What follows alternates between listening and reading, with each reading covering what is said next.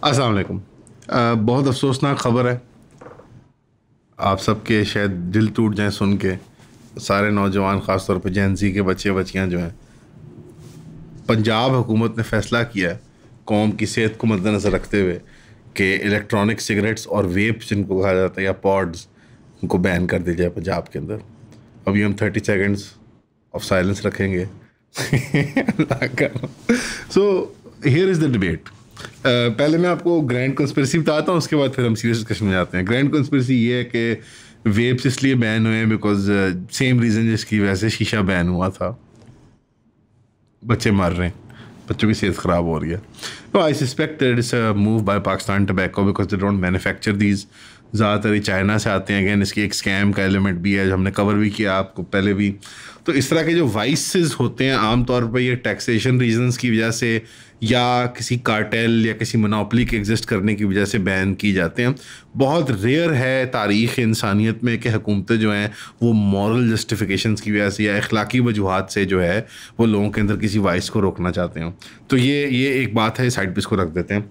आज हम डिबेट करते हैं दी मोरालिटी ऑफ वाइसेस देमसेल्व्स, के जो चीज़ें हराम होती हैं और जो चीज़ें जिनका खिलाफ कोई पीनल क्लॉज होना चाहिए या उनके खिलाफ कोई लीगल एक्शन होना चाहिए।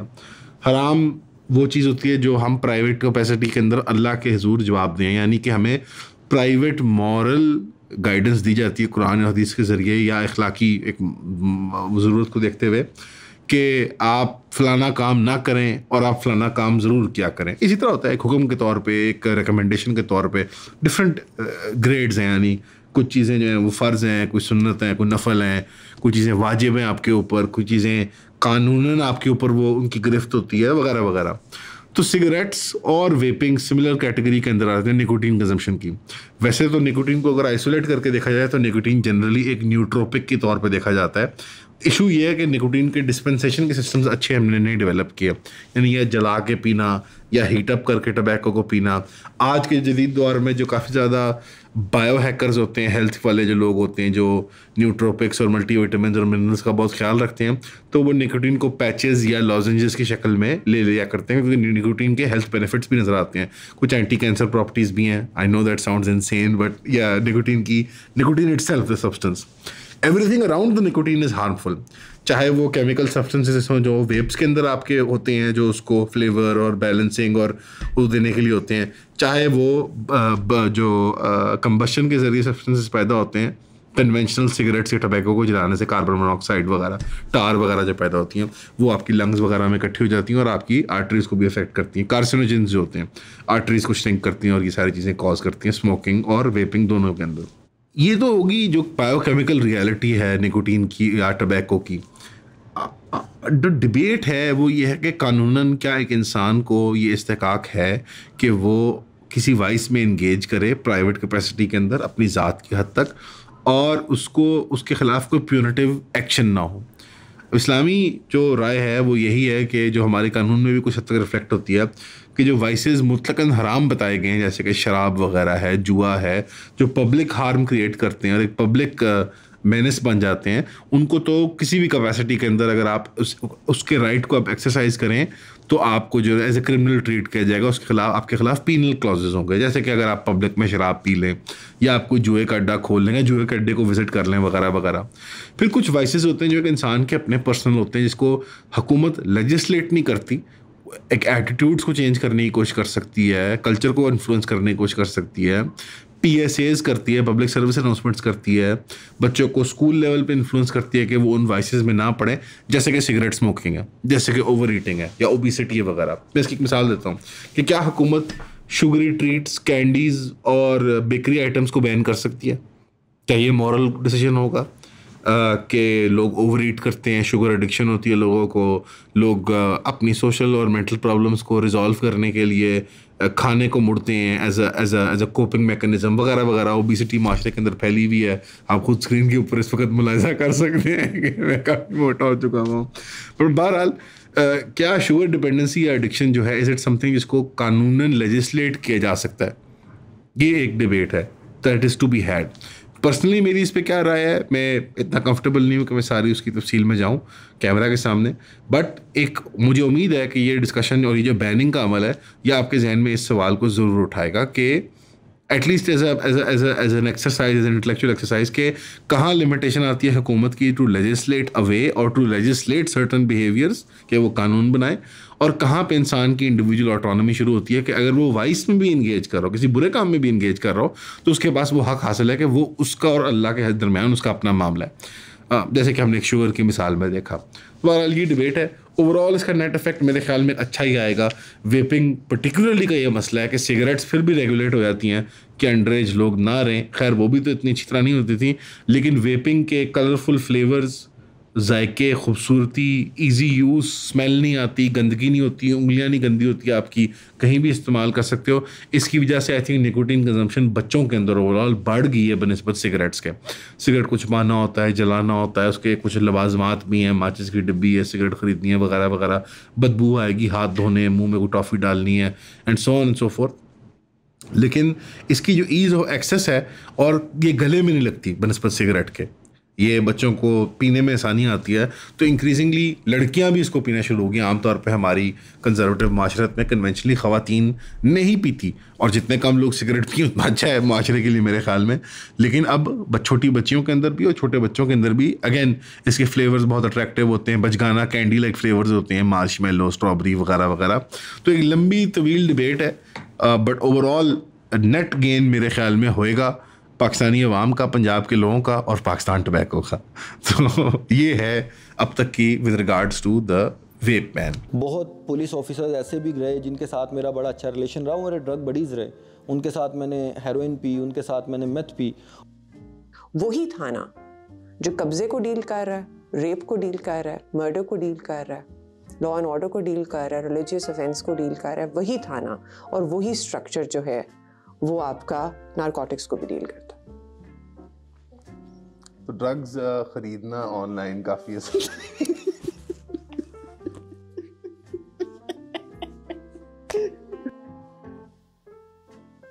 दरिया को कूजे में कैसे बंद करूं? बस यही कहूँगी कि एक आग का दरिया है और डूब के जाना है, लेकिन उससे बाहर भी आना है।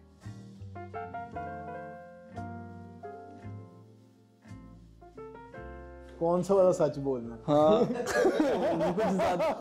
ज्यादा ही सच ना निकला है, बाद में सेंसर करने पड़े। तुम्हारा डोमेस्टिक खबरें और भी हैं, लेकिन दो बड़ी इंटरनेशनल खबरें जिसकी वजह से आज वो मौजूद बहस बनेंगी। ये मैंने तफन्नुन के तौर पे, अज़राए तफन्नुन और जेन्युइन एक इंटेलेक्चुअल एक्सरसाइज के तौर पे डिस्टिंग्विश करना कि ऑटोनॉमी कहाँ ख़त्म होती है और कानून की इज़्ज़त कहाँ आती है। इस पे ज़रूर आप डिस्कशन कीजिएगा, सोचिएगा इसके बारे में, ऑनलाइन भी पढ़ाई कीजिएगा, और शरी जो इसके एतबार से लीवे, ढील या गिरफ्त बनती है उसके बारे में भी अपने आप को एजुकेट कीजिएगा, और हमें भी बताइएगा कमेंट्स के अंदर। ये डिस्कशन, हमारे उलमा इस तरह की डिस्कशंस को पब्लिक में नहीं लेके आते, मेरे ख्याल में ये इंटेलेक्चुअल लेवल भी आवाम का बढ़ाएगी और फ़ायदा भी होगा लोगों का कि वो इज्तनाब भी कर सकें गुनाहों से और गुरेज कर सकें। सीरिया में इजरायली एक बहुत बड़ा हमला हुआ है दरा के अंदर, और सिग्निफिकेंट लॉसेस दिए इस सीरियन, जो नई सीरियन मिलिट्री है, और Syrian ministry of foreign affairs ने कंडेम किया है इसराइल के हमले को और कहा है कि सिग्निफिकेंट ह्यूमन और मटेरियल लॉसेस हुए हैं। और इजराइल ने क्लेम किया कि हमारे ऊपर पहले रॉकेट फायर किया गया था मिन जानिब दरा, मिन जानिब सीरिया, मिलिशिया जो ग्रुप्स हैं, मिलिटेंट ग्रुप्स हैं बॉर्डर के ऊपर, उन्होंने लड़ाई करके हमारे साथ, तो हमने इसलिए जवाबी कार्रवाई किया।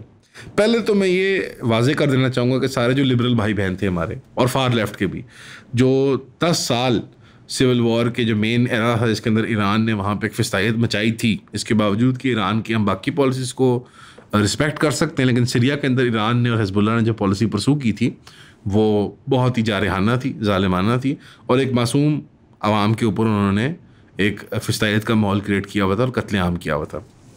उस पॉलिसी को जो जिन लेफ्टिस्ट ने और लिबरल्स ने सपोर्ट किया था कि क्या कह के यार ये अगर लोग आज़ाद हो जाएंगे तो ये लोग इसराइल के हामी बन जाएंगे, तो वो भी थोड़ी काफ़ी हद तक बेनकाब हो गए कि इसराइल की जो सीरिया की जो नई मैनेजमेंट है वो क्लियरली एट लॉगर हेड्स है इसराइल के साथ। इसके बावजूद कि वो रीजनल स्टेबिलिटी और पीस चाहते हैं, ज़ाहिर बात है उनकी मजबूरी है, अगर वो ज़िंदा रहना चाहते हैं रीजन में जो बड़े खिलाड़ी हैं जैसे कि सऊदी अरेबिया और इसराइल, उनको मान के चलनी पड़ेगी कुछ हद तक।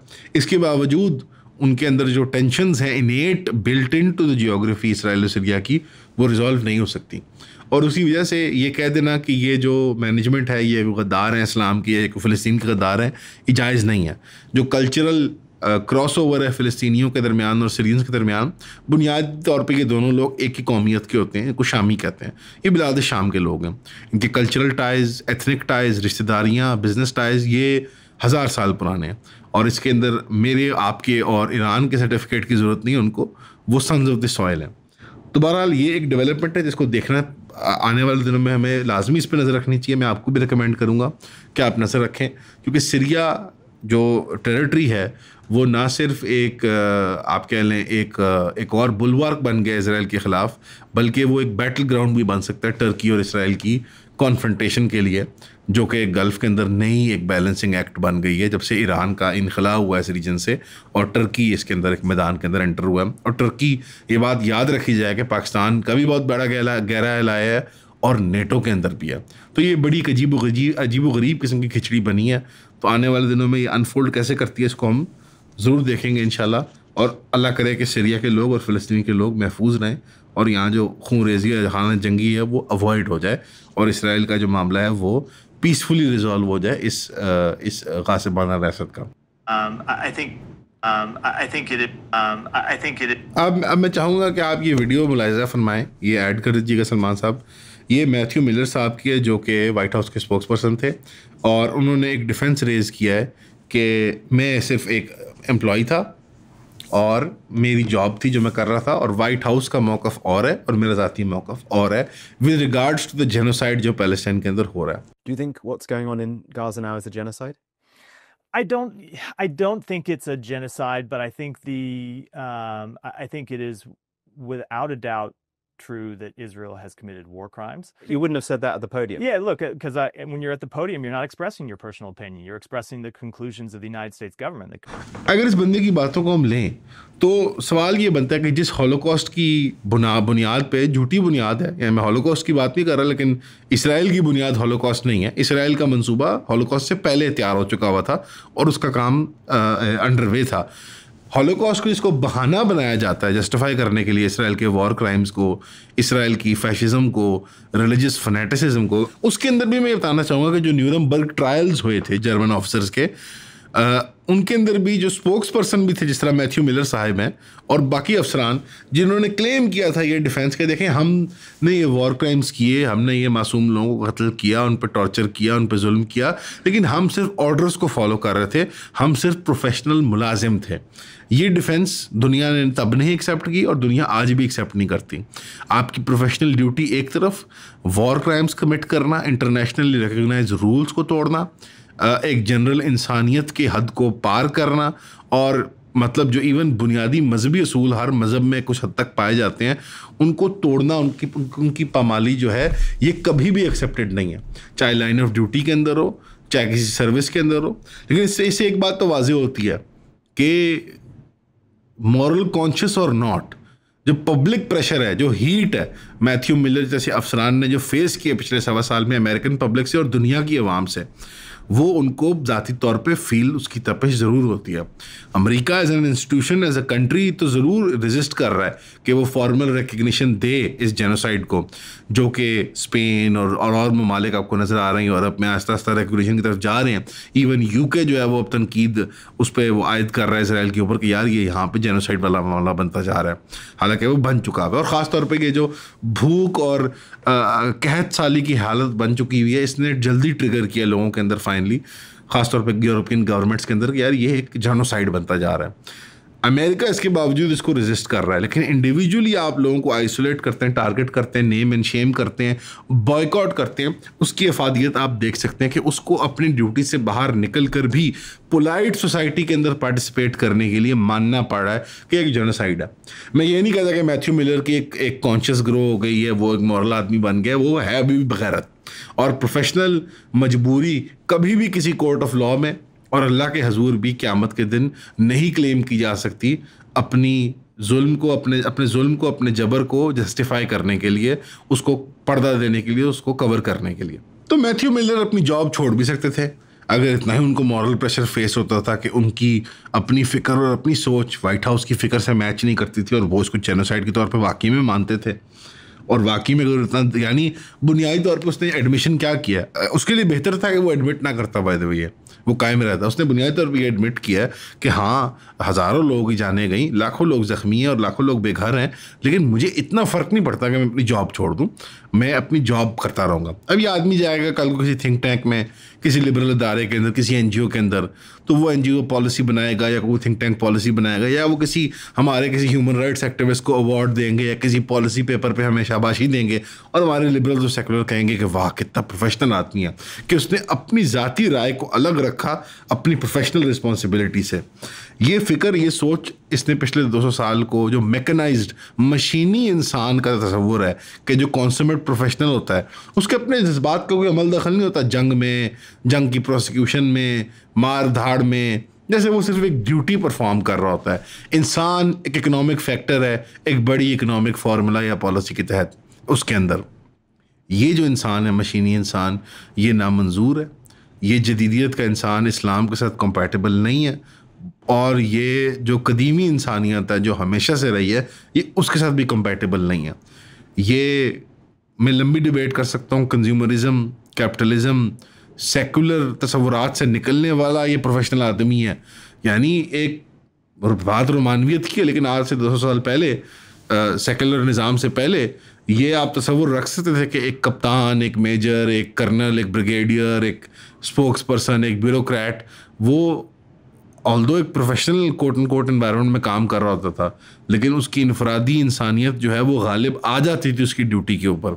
लेकिन आज के दौर में जहाँ सेकुलर इंस्टीट्यूशंस जो हैं वो सेक्रेड हैं, खुदाइयत का दर्जा रखती हैं, और nation state is the God आज के जदीद मशीनी इंसान का, तो उसके अंदर ये तस्वुर कि वो अपनी ड्यूटी से बढ़ के कोई इंसानियत की खिदमत कर सकता है, यह ना सिर्फ आपकी भूल चूक है बल्कि फैंटेसी है बिल्कुल ये। और ये है वो मॉडर्निटी जिसकी तरफ हमें लिबरल दुनिया खींचती हुई, घसीटती हुई लेके जा रही है। और मैं आपको जाते जाते कहना चाहूँगा, नामंजूर, नामंजूर, नामंजूर, जहन्नम में जाएं सूअर के बच्चे। आप सबका सुनने का शुक्रिया।